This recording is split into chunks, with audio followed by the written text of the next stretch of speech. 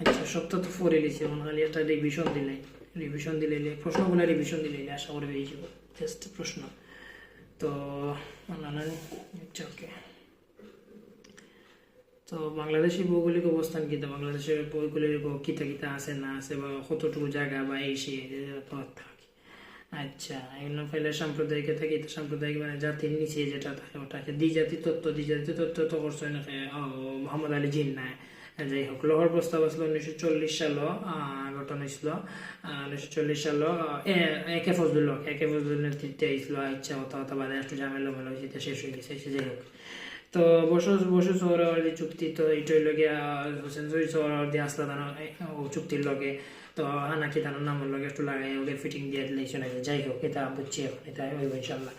এরপরে লাগছে যে পাকিস্তানের অর্থনৈতিক বৈষম্য আলোচনা করে। পাকিস্তান এই সময় আমরা পুরো বাংলার স্বাধীনতা দিচ্ছে না, এই সেই বেজাল করছে আমরা লোকে বাদে দাঙ্গা মাথা ধরিয়া একটু বাঘ হইয়া বাদে এখন বাংলাদেশ আলাদা, তারা আলাদা, আমরা আলাদা। যাই হোক, সপ্তাহ পারি। তো ভাষা আন্দোলনের গতিই তো পারি। 1952 সালের ভাষা আন্দোলন হয়েছে, অনেক ভাই রক্ত দিচ্ছেন, প্রাণ দিচ্ছেন। এটা পৃথিবীর কেউ আজ পর্যন্ত দিছে না। ভাষা আন্দোলন কেউ মাইরও করছে না। মানে পৃথিবীর মধ্যে সবচেয়ে প্রথমে করছে এগুলোকে আমরা বলতে আমি না, আমার পূর্বপুরুষ যারা গেছেন গিয়া মাটির দিয়েছেন গিয়া তারা করছেন। যাই হোক, 1952 সালে ভাষা আন্দোলন হয়েছে, তো 52 সালের খুব বেশি ভূমিকা আছে। যাই হোক, যুক্তফ্রন্ট কেন করতে হবে? যুক্তফ্রন্ট হয়েছিল গিয়া কিতা 11 দফা না 21 দফা 21 দফা 1954 সালে যুক্তফ্রন্ট হয়েছিল। 54 সালে যুক্তফ্রন্ট যদি ইয়া থাকে 54 তো 21 দফা না 11 দফা। আর 69 আসলো 11 দফা, আর 54 আসলো 21 দফা, আর আসলো 66 আসলো 6 দফা। আচ্ছা, মনে হয়েছে তো বলি যাই আর কি। যুক্তফ্রন্ট 1921 দফার সময় আমরা 21 দফা জারি করছিলাম। তো 21 দফা একটা দফা জারি করছিলাম, তো তারা এটা ফুসাইছে না ফুসাই তারা কি করছে, ওই যে এই সেই হইতো না, এই না সেই না, তো তারা দাঙ্গামা হালকা করছে। আমরাও হালকা আন্দোলন ঢুকছেন গিয়া যুদ্ধ করছেন। এরপরে যুদ্ধ করে টুকু মানে রাস্তাতে আটিসই না, টিয়া বলছেন যে মানতে হবে 21 দফা মানতে হবে, এই সেই থাকিও তা আর কি, মাথাতে আছে আলহামদুলিল্লাহ। তো যাই হোক, 1954 সালের প্রাদেশিক নির্বাচনে আর যুক্তফ্রন্টের বিজয়ের কারণ তো ব্যাখ্যাই পারে সিরিয়াম বরানো সব তো পারে আলহামদুলিল্লাহ। ইনশাল্লাহ আল্লাহ আরো বেশি করে পারে একটা। আর হলো কিতা সামরিক শাসনের বৈশিষ্ট্য। সামরিক শাসন তো আসলো যে কিতা পাকিস্তানের যে সামরিক শাসন হলে বন্ধু লইয়া ওই আলে ডর দেখাইতো, মারিলাম সিরিলিম মতা করতো।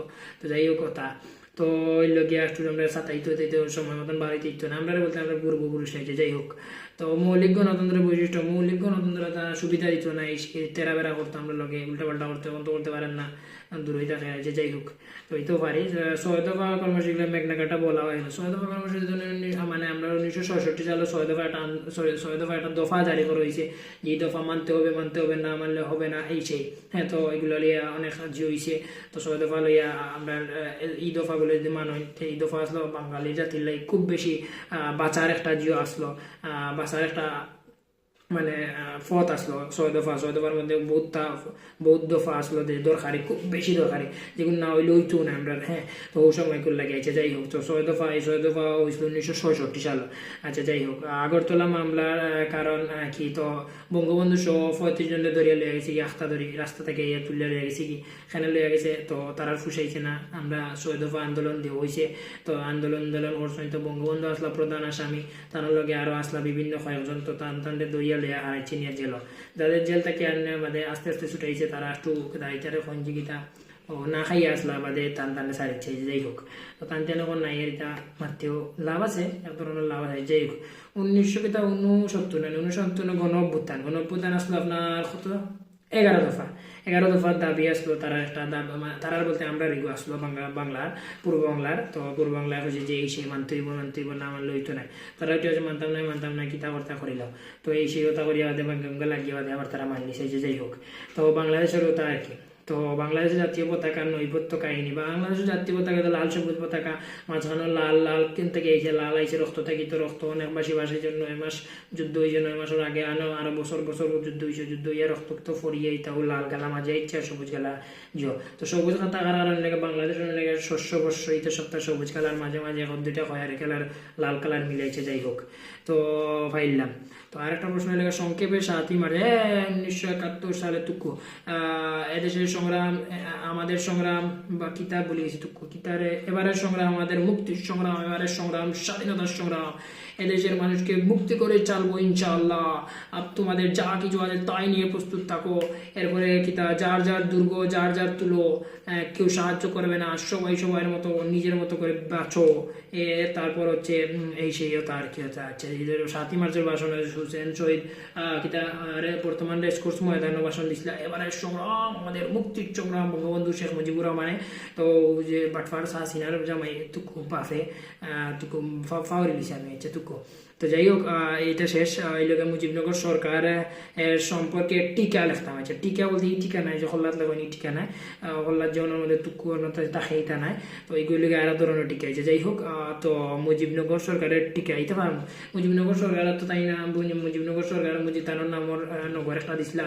তো এই নামের নাম বৈদ্যনাথ তলা আসলে বৈদ্যনাথ তলার নাম থেকে বদলাইয়া বাদে মুজিবনগর সরকার দিছিলা এই সেই। তো তা কি আছে। যাই হোক তো 1971 সালে মুক্তিযুদ্ধ চলাকালে বুদ্ধিজীবী হত্যাকাণ্ড সম্পর্কে লিখো। তো বুদ্ধিজীবীরা মাসলা রফিক বরকত জব্বার আকিতা এরপরে উসমান না দূর ওটা উসমান নিয়ে রয়েছে রফিক জব্বার সালাম বরকত এরপরে এরারে মারছিলা বুদ্ধিজীবী আসলো। এরার মাথার মধ্যে বুদ্ধি আসলো তো এরারে হয়তো বুদ্ধিজীবী বুদ্ধি আর জীবিত থাকা অবস্থায় জীবী হইতে যখন মরে গেছেন বুদ্ধি মৃত হইব নানাটুকু বুদ্ধিজীবী হইব। আচ্ছা যাই হোক তো এরা লেয়া কি কিছু কাহিনী দিলে হালকা আমাদের লেখা 3 পৃষ্ঠা 4 পৃষ্ঠা দিলে যাইছে। যাই হোক তো বাংলাদেশের সংবিধানের বৈশিষ্ট্য সমূহ লাস্ট প্রশ্ন আর কি এটা বাংলাদেশি গুলো আমি রিভিশন দিই আর খালি জাস্ট বুঝবার লাগে যে কিতা মাথার মধ্যে আসেন না নাই আর কি। প্রশ্ন তো কোনো গাইড নাই, খালি জাস্ট সাজেশন। আচ্ছা বাংলাদেশের সংবিধানের বৈশিষ্ট্য সমূহ সংক্ষেপে আলোচনা করা। বাংলাদেশের সংবিধান আইন মানতে হইব না মানলে হইতো না, ওনার মধ্যে আইন লেখা ও তুমি যদিও বা উল্টা পথে চলো তে কুম্বাই নিয়ে আর আইব তোমার জেলো নিয়ে কুম্বাই কত দ্বারা কত কিতা অত নম্বর সংবিধান অত নম্বর অনুচ্ছেদ অত নম্বর পৃষ্ঠার মধ্যে লেখা আছে যে তুমি চুরি করছো তে তোমার নিয়ে আর আইব 10 বছর লাগি জেলো। ও তাকে নিয়ম কানুন আইন কানুন ওটা মানিয়া চলতে যদি মানিয়া চলো না তে লইবা এক কলাবাস। তো ওর তার কিতে আপাতত আমরা খ নম্বর প্রশ্ন সব রিভিশন দেওয়া শেষ। এখন আমরা গ নম্বর প্রশ্ন রিভিশন দিব। হ্যাঁ ইনশাল্লাহ। তো আশা করি অতখানো বালা আর গ নম্বর প্রশ্ন আশা করি পারি আমি ইনশাল্লাহ। সপ্তাহ যতটুকু পারি আলহামদুলিল্লাহ কাবার হইতে পারবো ইনশাআল্লাহ।